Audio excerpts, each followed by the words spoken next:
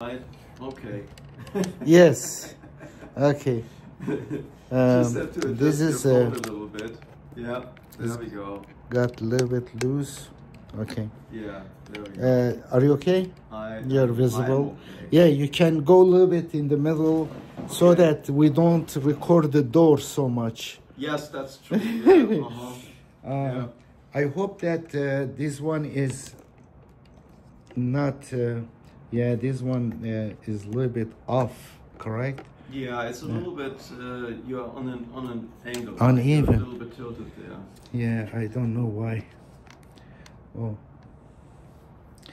maybe this is better, correct? I think now it's a little bit better. Now Yeah, it's not straight. You can see it from the couch. Now. Yeah, exactly. I do that. Yeah. Okay. So this is much better now. Yeah. Okay. So yeah, the first part got disconnected, and we can even raise this one a little bit more space here. There we go. Now we're good. Okay, let's have the conclusion. Yeah. We'll continue discussing. I would love to discuss with you some scientific issues related your basically involvement, expertise on some issues. Physics, astronomy, correct? Right, exactly, astrophysics. Yeah, astrophysics, beautiful thing. Once year ago, I was curious about magnets. Oh, Magnet. Yeah. What magnetic force is. And then at that time there was no internet. I was able to find a magnet manufacturer. I went to the library and I found their phone number. I called them. I'm talking about in early 1990s, even before 1995. Okay, so that was here already in the United States. Yeah, I was in the United States in 1980, when I was a student. And then I called them, I said, I want to know what is magnetic force. And basically directed me to someone. That person said, magnetic force, there are North Pole, South Pole, and the same basically poles push each other, the opposite ones pull each other. I said, I'm not asking this question. I know this from elementary school. Yes. I said, I am asking what is magnetic force made of? Yes. What is the material things that connects those pushes and pulls? I don't see any string. I can. Yes, and it's always a dipole, right? You don't have a magnetic monopole. Yes. It's not like an electric charge. Yes, electric charge, you have negative and positive charges. Yes, but for magnetics, you cannot separate them. Yes. And then he transferred me to someone who do research, PhD guy. And then I asked him the same question. He says, I don't know.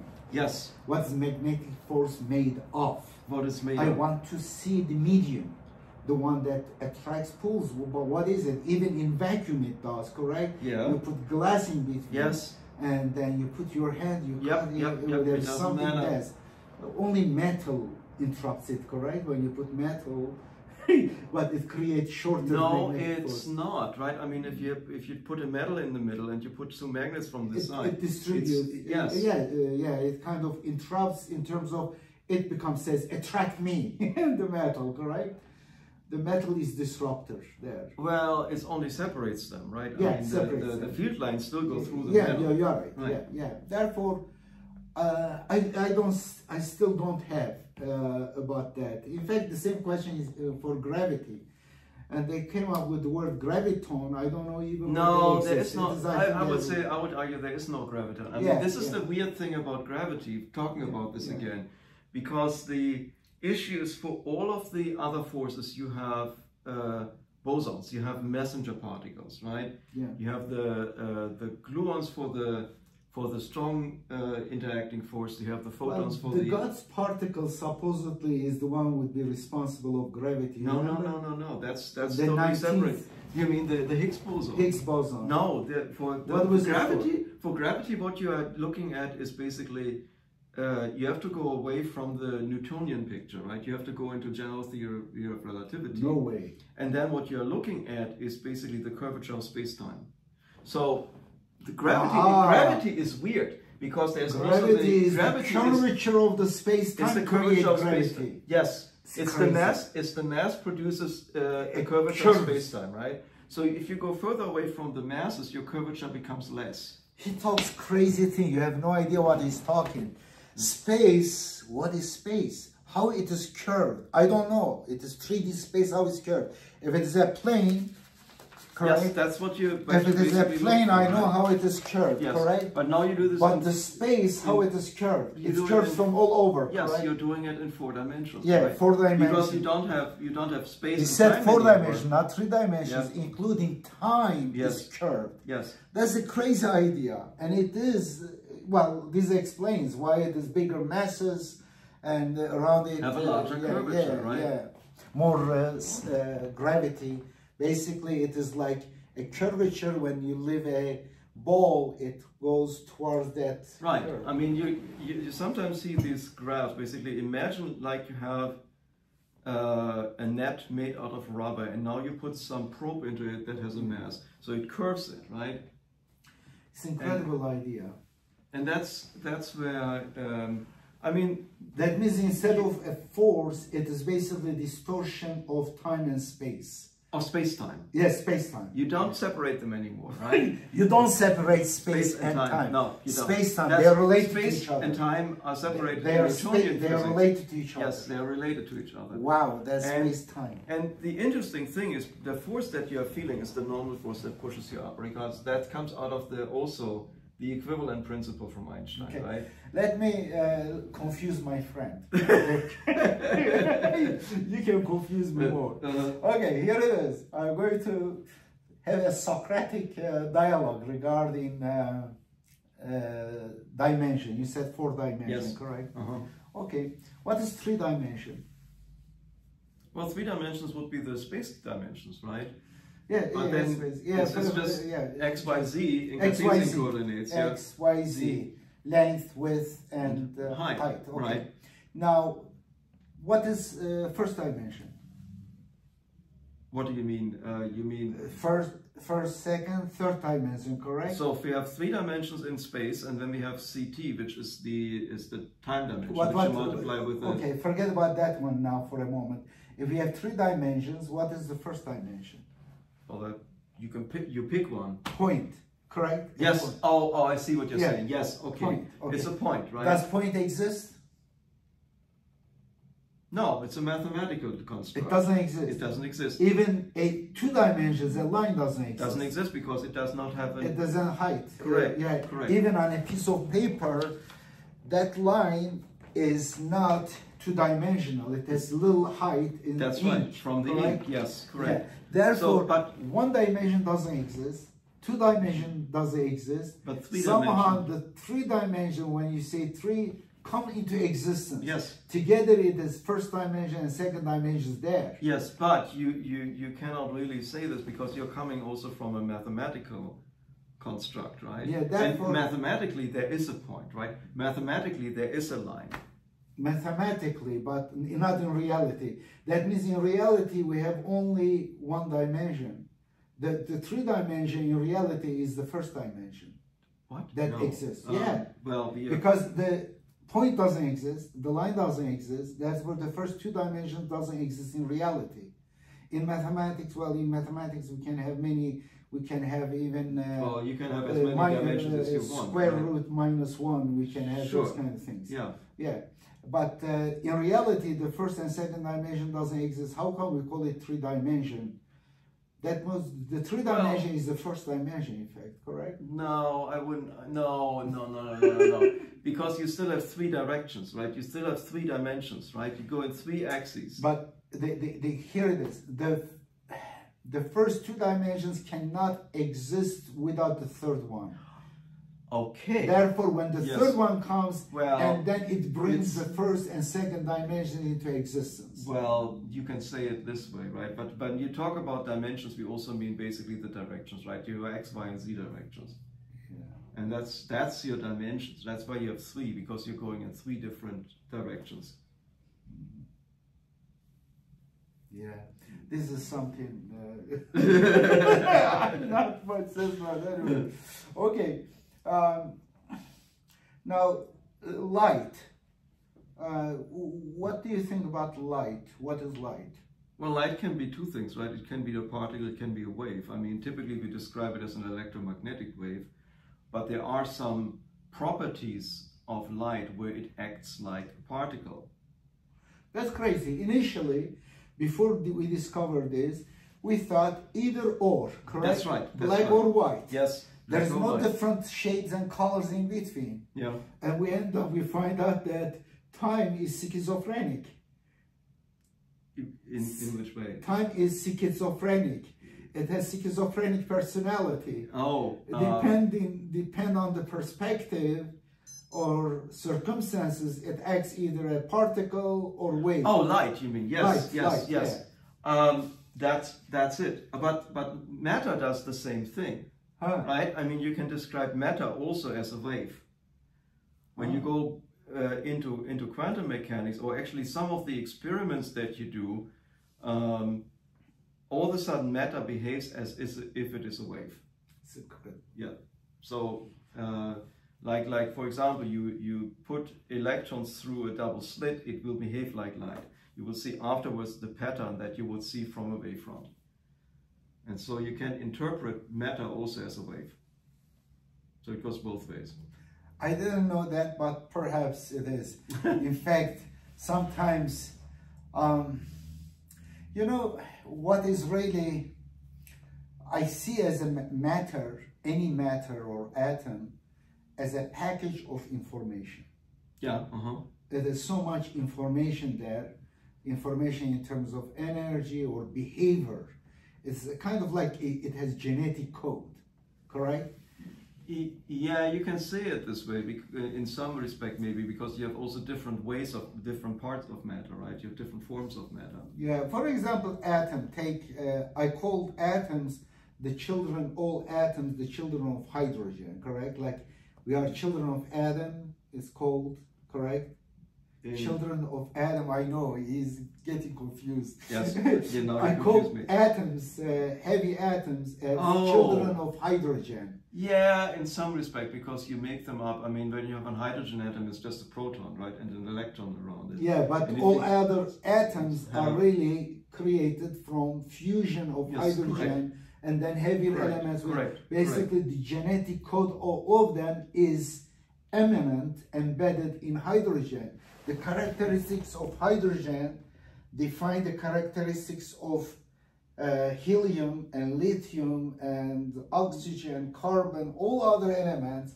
If the hydrogen was a little bit different, the fusion of hydrogen atoms would create different things. But it's still different, right? Because you still have different properties in all these different elements. Right? I know, but they are all generated from hydrogen. Therefore, the knowledge, the information embedded in hydrogen gave birth to all this diversity. Like first two people marry each other, or they became a species, or imaginary two people, and then give birth to 114 people, different people, and they all kind of their genetic information in different combination of these two, correct? Yeah, you could see it this way, but you're getting more into a philosophical regime, right? Philosophy and physics are the same. In every physics, there's philosophy. In every philosophy, there's physics.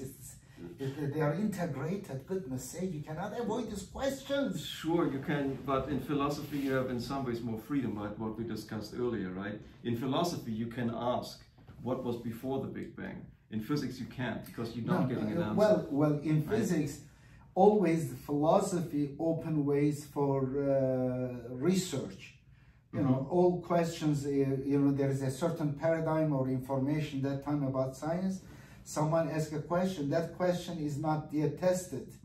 If it is testable and falsifiable, that is a scientific question, philosophical. Philosophy is really the one driving science.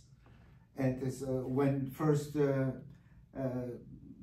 idea of time could be relative, that started as a philosophical question. Sure, you can and see, based on science. Well, that time scientists would say, well, this is a philosophical idea you're talking about, but later tests proved that philosophical idea to be true. I see what you're saying, because you drive it this way because you have a philosophical question, and at some point you make this into a physical question. Yeah. For example, the beauty. What is beauty? Initially, it was philosophical question. Aesthetics is a branch of philosophy. They questioned a lot. What is beauty when we say something beautiful? Yes. What is it? But that's very subjective, right? Because what I think is beautiful may not be what you think is beautiful. Now we know the definition of it. In 1990, it is one of the articles, research that I cannot forget about it. In 1995, I believe, I read the article. In Texas University, several professors, they wanted to find answer exactly for beauty. What is beauty? I think I heard about that article too. Okay. Right? So you want to build this into some mathematical formula, right? Yes. You have a bunch of parameters that you can measure, and then from those measurements you can derive... Here is the test. Yes. Here is the test. They got the picture of college girls. Yeah. But I don't know exact number. I think it was close to 64. 64 pictures of college girls. Yeah. And they wanted to find what is physical attraction. Oh, yes. And then they got these pictures. They scanned to the computer. They asked the computer to take the geometric average of this picture, which is called composite picture, and print it out. And they printed 65th picture of college girl, which is made up by the computer by what? Averaging the height of the faces, the weight, and the thickness of the eyebrows, and then find the average. Adding them up, dividing by 64, adding them up, all the dimensions. And then they mix these together, and these 65 pictures, they showed the college boys. Which one of these girls do you think is most attractive physically? And the most attractive one was the average. And it was the average one. Now, it shows that our brain, like a computer, takes the pictures of the people we see and then create an average and as ideal. You know, Aristotle came up with the idea, mean as an ideal in morality. Mean means average as an ideal. It's crazy. What? No, he says to be stingy is one extreme, to be extravagant is other extreme. It is the mean in between them is the ideal moral action. To be reckless is one extreme. To be timid and coward is one extreme. Bravery is rational decision making, not reckless, not in between. And almost every behavior we look at, there's an extreme both endpoints. In between somehow. What you want is it seems kind of in vision also. Our brain it may have genetic also superiority. It's not an anomaly, the average. And therefore create average as ideal, the best. No, you're absolutely right. I mean, this is how it works in business too, right? I mean, if you have a crazy idea and you're too reckless, you're not getting your business started. If you're too coward and you don't want to invest your money, no risk, you don't put the money on the stuff, you don't get you don't get it done either, right? So you have to be somewhere in the middle, right? In order to do this. It's interesting. But there might be an exception of that. Since I've learned there must be some exception that being in middle is not a good idea. Can you find out an exception that middle is bad? You must be extreme. I think if you want to be innovative in some respect, you have to be a little bit more on the risky side. So you don't want to be on the in the middle, because the middle means average, right? You want to be a little bit more avant-garde. You want to be a little bit outside of the norm, because that drives society. That drives innovation. One thing in terms of human maybe moral behavior, I would say telling the truth all the time. I think it is an extreme, like Immanuel Kant called it. Categorical imperative. Means always tell the truth. And we don't say, well, always telling the truth in extreme, always lying in extreme. you should be in the middle. Sometimes tell the truth, sometimes lie. Yes. That's not good. Yeah, well... I think it will lose the trustworthiness of the person. Yes and no, but you want people to lie. You want people... you don't want to lie pathologically, right? You want people to not always say the truth, because you may not like the truth, right? No, I love categorical imperative. Mm-hmm. In fact, even a joke, when I was a kid, I discovered this rule on my own. I thought that because there is slippery slope, the moment when you decide, okay, you have to tell, you can tell the lie and stuff, it is you are basically manipulating the truth for your own benefit. Yeah. And then also if other person do the same, you will not trust that person 100%. Then you say, could be lying. Sure, but it depends, I would say, on the lie. We all lie every day. Well, right? I think that one, there is no categorically, you cannot define. On this subject, when your wife asks you, did you eat the cheese? Like me, yeah. It is the first time I start lying. Because when she was kind of a little bit policing my food, and then in order to avoid some quarrel about this, I said, no, I didn't eat the cheese. Well, and I felt very bad about it. Well, that's a different thing, because I was always thinking when we talked about this, I was more thinking about the Red Green show, right, from Canada, where the thing is where Red Green at some point says, you know, if your wife asks you, do I look fat? Just say no. Don't think about it. Absolutely say no. No, I say yes. No, honestly. I am in that truth mode. Yeah. But a few things I did exception. I felt very bad and still feel bad. I think that, anyway, forget about that. We are coming to view. For example, if you are a horse, you see more horses' faces, long faces. And your beauty will be skewed towards long faces. It is more attractive. That's right. And therefore, it also explains subjectivity. For example, it does. Black people, Africans, they like thicker lips and stuff, certain features, because they see that more.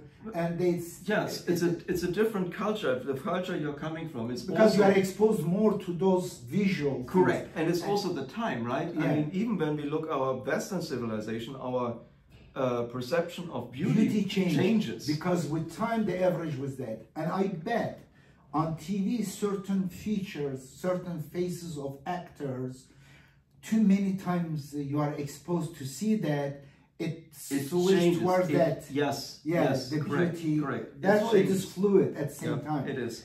There is some universality in it because the averages come close to each other. And also it explains certain local, especially if you are in a closed environment group. Yes. Let's say there are certain tribes, their beauty concept you see so off the line. They open holes here, long ears. Yes. But they see each other all the time. For them, it is normal. Yes. Ancestor, generation by generation. Yes. They become like boiled frog syndrome in terms of visual. Well, their average becomes that. You grew up with it and you accept it because that's your norm, right? Yeah. And then when they start seeing the pictures of other faces, other with time, some tribes, young men says, no, this is ugly because they saw too many other faces that do not have those features. Correct, because it's the culture where you grew up with, it's the environment. Let me give you one example, very interesting.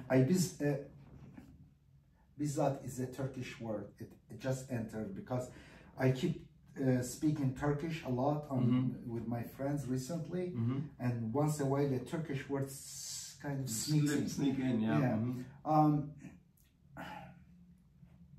When I first came to this country in 1989, that time the most common, I think, cars were like this: the hood, the windshield, the top, and the trunk was like hunchback. And it was not in the same level of the hood, the front. Oh yeah. And it bothered my aesthetics because in Turkey it was straight. Yeah. And like a box, like symmetric. Yes. And therefore, it looks very ugly to me. I noticed the ugly. I said, why car designs are so ugly? Yeah. And then guess what? About 2 years later, I went to Turkey. And then you saw And then I saw those cars so ugly. I forgot about that. But the box-like cars. Yes. And it looked ugly to me. Oh yes, my God. because you grow up now. You're Here living for 2 years. I'm exposed. Correct. My average switch without my knowledge, my cognitive changed. Yeah, it changed. And look, and then cars these look good. now, I right? became familiar. And then I went there. Oh, after that study, now I know. Therefore, here is an idea.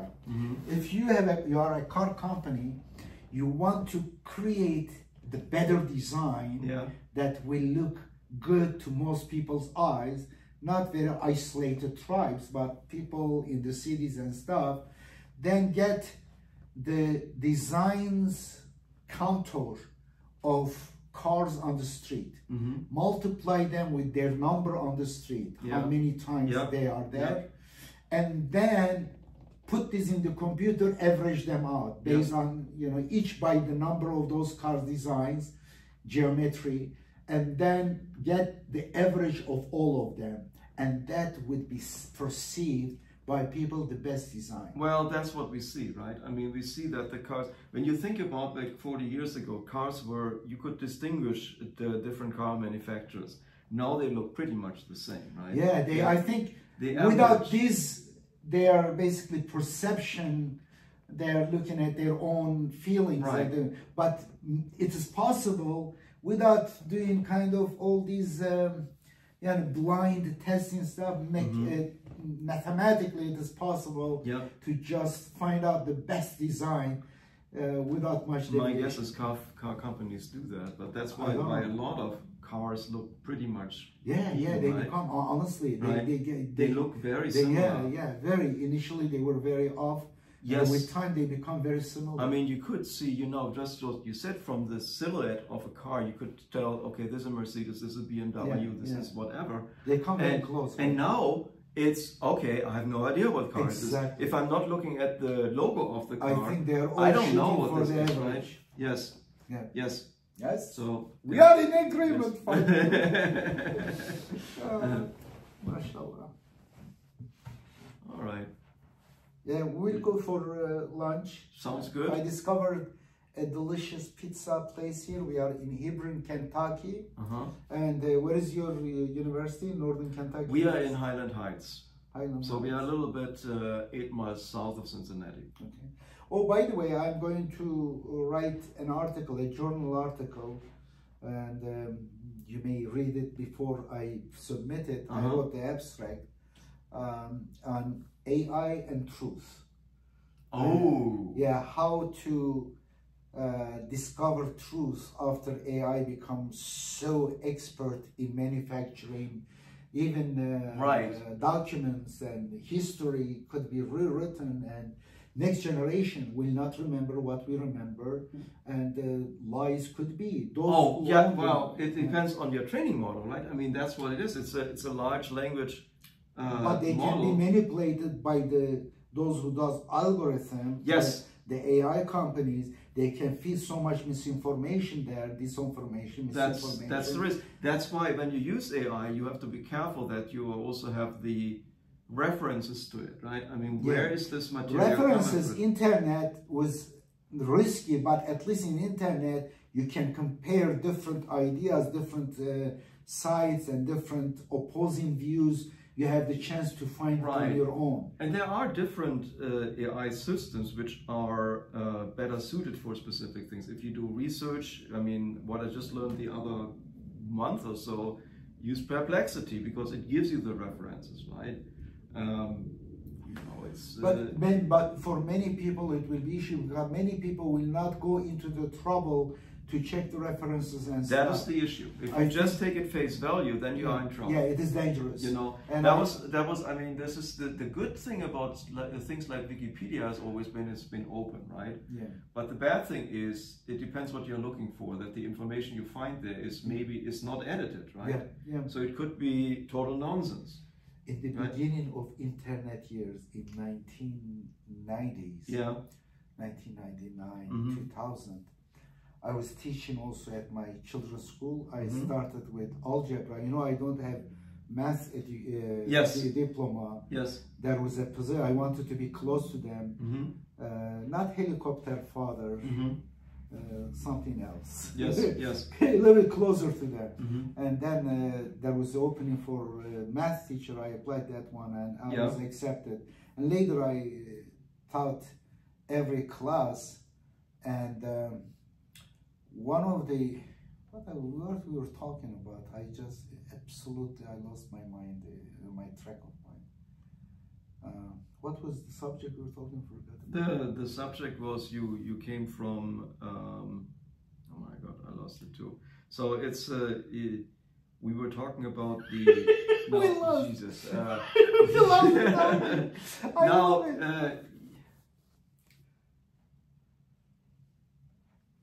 you lost me. Yeah. It's weird. It's, that's okay. Yes. I think, yeah. Well, I mean, oops, yeah. Puzzle too. Oh my gosh, that is there. This is good. Yes. Yeah, we stop here. Yes. It's a good sign to stop here. Yeah, it's probably after 2 hours. It's probably time to stop, right? Well, it was about truth, internet. Truth and internet, AI systems. What Thank I you. did, Yes. That time I wanted to test how they are diligent. I asked students find the heaviest atom, the heaviest element. Yes. What is the atomic number of the heaviest element? Yes. And they checked the internet. And they came up with the name. Governmentium.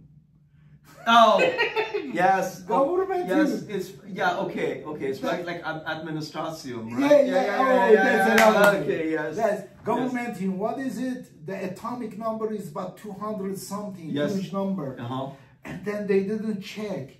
They basically, it was written, of course it is an irony. Yes, it's an irony. It is a joke. Yes. And why they didn't know it is a joke, it is in the first search, it would show up. And guess what? We had a chemistry teacher. I asked her too. And then she checked internet. She didn't remember. And the first thing that and then she said governmentum to me. Yes. I said, what are you doing? It's not possible. The heaviest element is 114 stable elements. Yes. Right now 116. Yeah, something like that. Yeah. Right? Yeah. And it's not possible, but they fell into it. Yes, because it's probably called most times in the internet, right? So it keeps account of that. So this must be the heaviest element, but it's not. It's a made-up element. Administration, That time was governmentum. They made up them. It's the same thing. Yes, and therefore there is so much. But internet, at least we were able to cope with it. We learned. But artificial intelligence challenges a lot, and I think we must find a way to how to deal with it. Well, yeah, but it's a tool, right? I mean, it's like everything is a tool. Yeah, but videos, at least we could trust the videos, correct? No, we can't anymore. No, right? we cannot anymore. No. We used to trust pictures, but with Photoshop, we cannot trust this anymore. Right. But videos, even historical videos could be made as a Second World War, entirely different story could be told to us. As it could be served us as a documentary. Yes. But false documentary. Well, I mean, we have done this in the film industry since a long time, right? I mean, when you think about Forrest Gump, when Forrest Gump meets Kennedy and so on, right? You are right. Yes. Yeah, even it started even that 30 years ago. So you could do that, right? I mean, no, you can't. So you have to make sure what your sources are, what your references are. Yeah. By the way, I may just put this separately after the first. We had about 1 hour 15 minutes talk. Mostly I talk, unfortunately. And now it is this gentleman is, introduce yourself, Dirk.